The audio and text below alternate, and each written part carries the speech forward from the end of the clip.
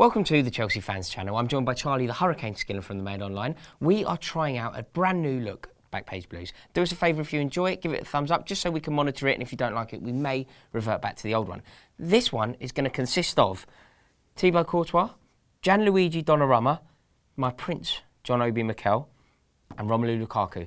We'll also have time to answer some of your Twitter questions at the end. But yeah, we're just going to see how this goes. New style, same old faces. New style, same old faces, absolutely. The first place I have to start, Charlie, I've been chomping at the bit to talk to you about this because it really is a problem. Thibaut Courtois seems to have been gobbing off a bit. What do you make of his comments? Yeah, you could say that. This happens every international break, not with Courtois, but players go away with their national teams and their kind of home press get hold of them and they start sort of mouthing off about every problem at their clubs. You know, and it always kind of amazes people that the media in England actually manage to get these quotes. I mean, it's great for us in the media because we can kind of, we get their comments without the kind of club setting where they wouldn't say those things. But yeah, I mean, Courtois has not been overly complimentary about Chelsea and his experience this season. I mean, he obviously alluded to the fact that he prefers playing behind Belgium's defence. He found it a bit easier because Chelsea have been conceding a lot of goals. Surely as Chelsea's goalkeeper, you know, I think that Thibaut Courtois is a fantastic goalie, but he has to take his fair share of the responsibility. To be fair, within those quotes, he did say, you know, I could have done better for quite a few of them. He's also, you know, refused to say that he's going to stay at Chelsea. He sort of says, you know, who knows what's going to happen, and he wasn't very complimentary about Jose Mourinho. He said that situation had to change.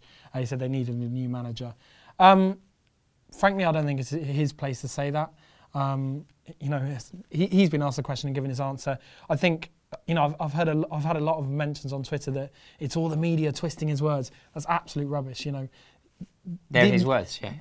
A, they're his words. B, he's well aware of the headlines they will generate. You know, he's well aware of what he's doing. I think Courtois. You know, and I've been absolutely slated for this before. I think Courtois has actually had a very, very poor season, especially since he came back off injury. I think if you were to take, you know, he's kept us in a couple of games, which is great and his job.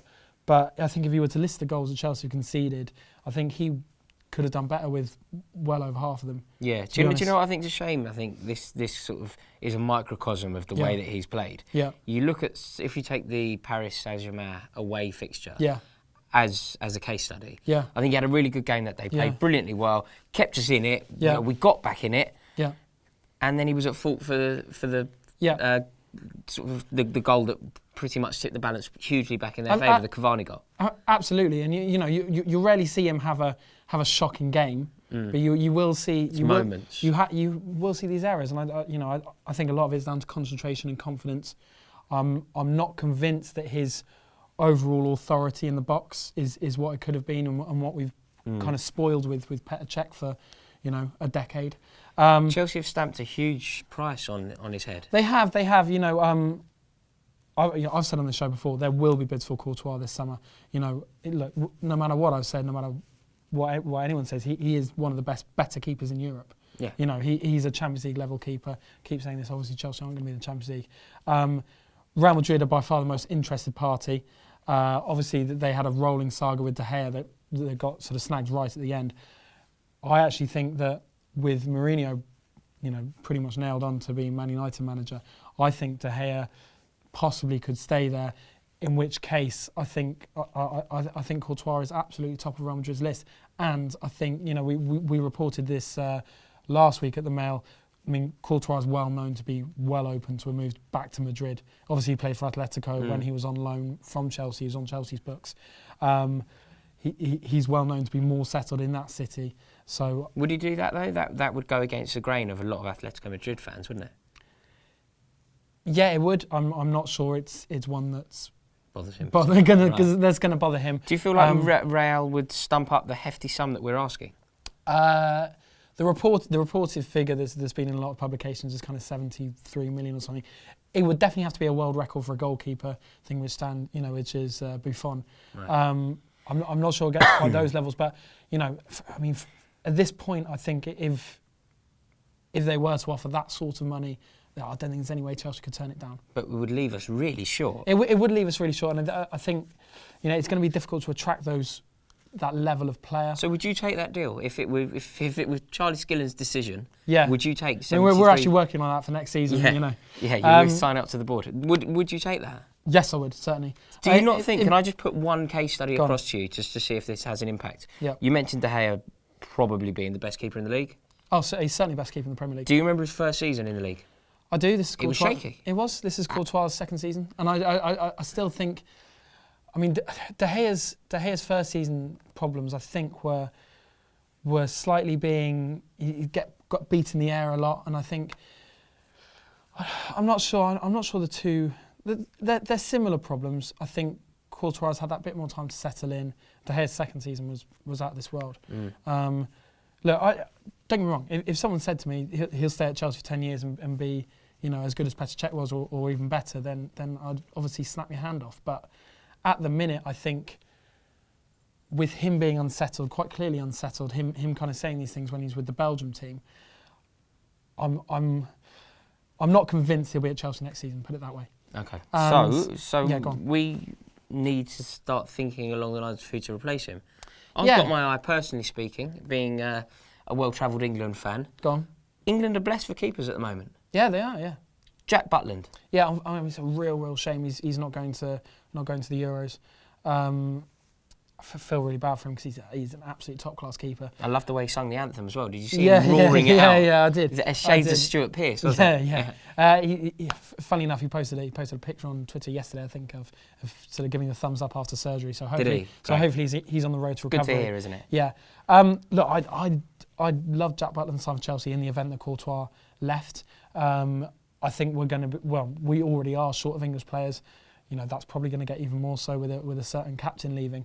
But the one that's been reported, obviously with Conte's Italian connections, is Donnarumma from Milan. Now Donnarumma's kind of been one of the stories of the season over in Italy. I mean, he's so young. He's 17, I think, and he's Milan's first choice keeper, which is incredible. He's a boy. He's a child.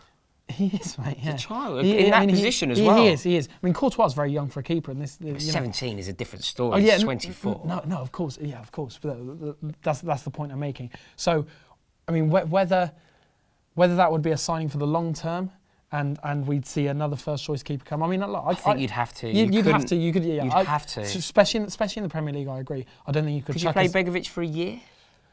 I think potentially. Look. Begovic did fine when he was in. Someone say he did very well, which I perfectly understand.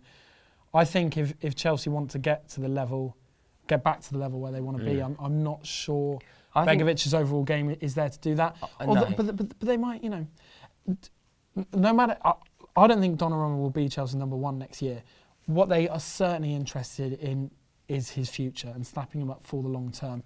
Now, when we were growing up, Chelsea nicking AC Milan's young talents was just not not an issue. Yeah. But the way we're just poaching Baresi. Yeah, exactly. Yeah, but I would Hullet. Yeah, exactly.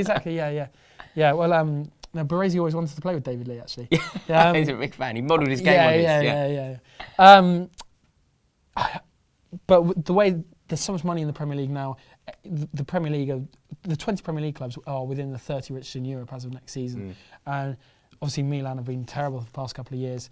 It doesn't look like things are going to get any better. So while he is an absolute die-hard Milan fan, it's one that the Chelsea hierarchy are seriously interested in. Okay, so I'm still none the wiser though. That as to, let's just pretend Courtois were to leave next year. Do you feel like it would be Begovic?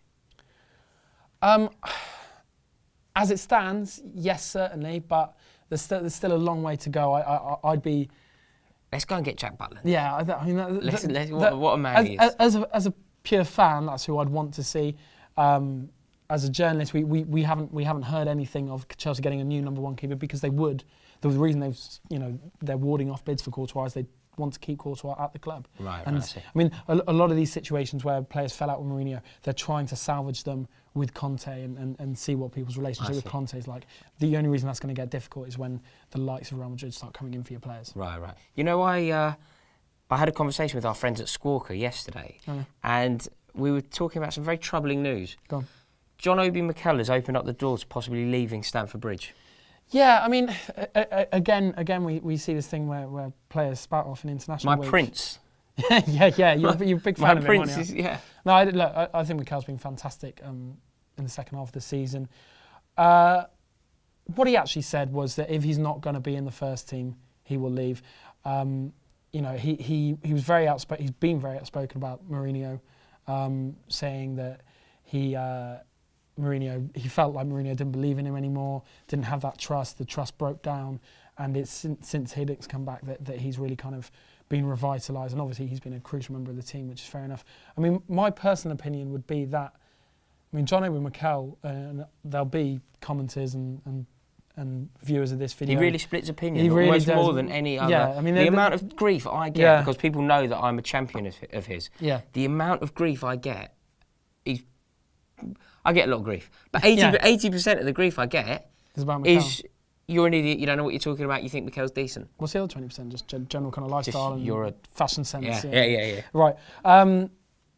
I think after a decade, I'm a fan of Mikel as well. I think he's been a crucial part of some of the biggest games of Chelsea's history. I would say after a decade, if he doesn't feel that sitting on the bench is what he wants to do, then I think it's probably fair enough that he gets the opportunity. He came very close to leaving a good few years ago. I remember the Galatasaray move seemed to be... Yeah, I mean, look, he came very close to leaving last summer. Yeah, it's happening, isn't it? Just cumulatively. It's a natural end. So, I wouldn't be crying to see him go, but I think he's been a very good player for Chelsea. And I think if Conte kind of intimates that he's not going to be first choice, which I can't see, depending on the signings, I think he would relish the opportunity to have a new challenge, which is probably what he needs. I think Mikel is a specialist in his position, isn't he? Exactly. He does what he does. Yeah, exactly. Whereas I think that, for at least from my understanding of Antonio Conte, he likes players to do all sorts of things. That's right. So, for example, Paul Pogba. Paul Pogba's not a defensive midfielder. He's not an attacking midfielder. He covers all bases. Yeah. And I think that's the kind of player he likes. Yeah, exactly. So maybe it could be the end for Mikel. Yeah. Another thing that we actually get a lot of comments about, and I know that a lot of you feel very passionately about this one, we let Romelu Lukaku leave Chelsea. It was arguably the wrong decision. It's very easy to make a case. Hindsight's a wonderful thing. It's very easy to make a case to say that it was the wrong decision. Equally, you can say he left, we won the league. So I think you can argue both ways. However, when he rocketed to 50 goals in 100 games or whatever it was, I mean, he's very unhappy at Everton. We are in need of another striker. Conte likes two up front. I don't think he is necessarily ridiculously unhappy at Everton. I think he recognises his value as one of the top strikers in Europe. Everton have had a terrible, terrible season, arguably even worse than Chelsea's. They are not. Well, maybe not quite. No, not quite. No, still in the cup. Yeah. No. Well, exactly. Fair enough. Yeah. But look, winning the FA Cup, as great as it is, and as good as it would be for Lukaku's career, because he hasn't won a great deal, is not going to keep him at that club. No. He is, again, we talk about these Champions League level players, and Champions League is where it's at. Being at these kind of name clubs is where it's at, especially for these players. Obviously, he's got a new agent, which is Mino Raiola, who is like Pogba's agent, Ibrahimovic's agent. He's playing with the big boys. He is playing with the big boys now. There's actually the Italian press think he might be going to Juve. Lukaku. He would be fantastic in that league. He would. But I mean, he'd actually be fantastic in any league. I think he's got all the attributes. Again, I think it's possibly more likely to be a Premier League move. But it was put to him. I know a lot of people want to see this. It was put to him the chance to go back to Chelsea, and he absolutely said no chance. Do you have any understanding as to why? Because I know that he has a love for Chelsea in his youth. Yeah, I mean, his reasoning was kind of fairly sound. He said, look, I think his quote was, the page has been turned on both sides, or something, that part of his career is over. Interesting, what he did say is that he'd be open, he'd quite like to work with Mourinho again, which is bizarre, given the stories that came out around that time. That would probably be in a red shirt at Old Trafford. I think Chelsea would probably like to get him back. It would be waltz into our team. It would be a vastly inflated fee. But again, Chelsea are going to be in the exact same competitions as Everton next season. So why not? Possibly even less. Yeah. So because they could well win the cup. But I can't see him moving to Chelsea. You can't? No. That is a shame. And I never thought I'd hear myself say that. Yeah, but it is a shame. We just have to try and snap up Jamie Vardy to fill that void. He's having a party. He really is. Just got a couple of questions have come in, Charlie. Go on. Right, I'm going to start with Chelsea Boy 12391. He says, which players who are currently out on loan should be brought back into the Chelsea team? Right, well, obviously there's quite a few on loan. As for the ones that I'd like to see in the squad next season, I'd love to see Christensen get a chance. I know that's actually a deal that's in the pipeline. He's on a 2-year loan, but he's played so well for Mönchengladbach that the Chelsea are really interested in getting him back, which I think is a good thing, because I think the defence looks very light. I mean, Kurt Zouma might not even make it for the start of next season. Oh, really? So, and I mean, obviously, we all know that Terry's future's up in the air. One that's less likely, but one that I'd love to see is I'd love to get Nathan Ake back. I think he's probably. I think any Watford fan you talk to, I mean, you've obviously got Deeney and Igalo and these guys, but I think he's been their most consistent player. I think he's been one of the better left backs in the league, and I can't see any reason why he's at Watford at the minute, to be honest, because he would have seen quite a lot of football this season. Yeah, Stamford Bridge, absolutely. Maybe that's another hindsight thing, but I think were we to get him back and give him a chance, I think, if you send these players on loan and they perform as well as he has done, then surely the whole point is to bring them back. In an ideal world anyway. The other one, I'm not saying I've got a massively strong opinion on this, but one thing that we keep hearing from Conte's camp is that when he becomes Chelsea manager, he will be looking to get Juan Cuadrado back. Now I know what you think. I remember sitting with you before, and we were talking about how excited we were about Juan Cuadrado coming to Chelsea. And then as you watch each video each week, you go, yeah, what's happening there? But I remember. Do you know my overriding memory of him is him just dribbling the ball out of play, but trying to play on. It's like, oh mate, that white line there, that's the start. That's it. I think, obviously he didn't impress too much, but to say the least, right? But he was playing 20 minutes here and there. I think if you've got a manager who believes in him, he's been very, very good wherever else he's played, apart from the handful of appearances he had for Chelsea. And he's getting our side this at the moment. Yeah, so with me and you. But look, nothing to lose. It's our player. Yeah. I mean, and you'd only be spending another 25 million to get someone else. So fingers crossed it can work out. Yeah, exactly. I'd love to see Cuadrado do well. I'd love to see him come in and turn it around. Yeah. And if Conte can do that, happy days. Then there's not much you can't do. Right, so next question comes in from Omar Bravo 121. He wants to know, should Pato start versus Aston Villa? It's been one of the bizarre tales of probably one of the most bizarre seasons in Chelsea's history. It's still uncertain whether he's fit. I don't think he will start. I think it'd be great to see him play a part. He's now overtaken Kim Kallstrom, who signed for Arsenal a couple of years ago. That's my fact. Is it? Oh, sorry. That's my fact. Sorry. Everyone had a go at me for telling that fact all the time. Sorry. You can't do that. You can't take my info and then regurgitate it back to me and present it as your own fact. Mate, we've been doing this 2 years and you have outrageous. One fact. That's my fact though. That's why I can't allow you to take it. Sorry. That's my one thing. Do you want to do it? That's it. I'm known for a couple of things. I'm known for a love of Ramirez, a love of John Obi Mikel, and a Kim Kallstrom fact. You can't take one of my things. Do your fact then. Kim Kallstrom, up until very recently, had the record for having the longest amount of time from signing for a club in January and having his debut. That distance has just been overtaken by Pato. Really? Yeah. Wow. Did you not know that, Charlie? Good fact. Do you think he should play? It'd be great to see him start. Nothing we've heard indicates that he will be fit. Obviously, Hiddink has his press conference later in the week, so we'll see. But I mean, these games are basically dead rubbers now, aren't they? And it'd be great. I disagree. I don't think it's a dead rubber until we lose one more. I'm keeping the dream alive for a Europa League space. So, that would be fantastic. But I think as the season goes on, you'll definitely see him get a couple of run-outs. I'm not just sure it'll be against Aston Villa. Right. Last question. I'm going to have to wrap up because Dave Malumbi has given me a sign. It's from our dear friends at the Football Republic.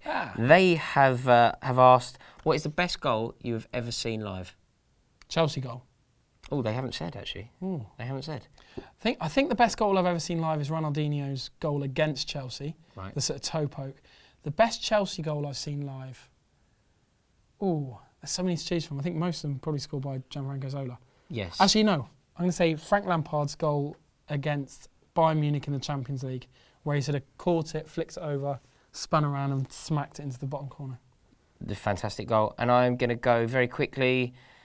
I could talk about this all day long, but I'm just going to quickly go Gianfranco Zola versus Wimbledon at Highbury. Oh, what's a goal? Doesn't get better than that. What's a goal? Does not get better than that. Shout. Comment below, let us know Great what you shout. think. And I hope you enjoyed this video. Tell us if you like the new format, let us know, give it a thumbs up and we can monitor it. And as always, comment below, let us know what you think of the points raised. Go on, you Blues. Welcome to the Chelsea Fans Channel. I'm sure that we are all aware of John Obi Mikel's recent comments. He has said that he will leave Chelsea if he isn't in the first team. Very interested to hear what you guys think about that.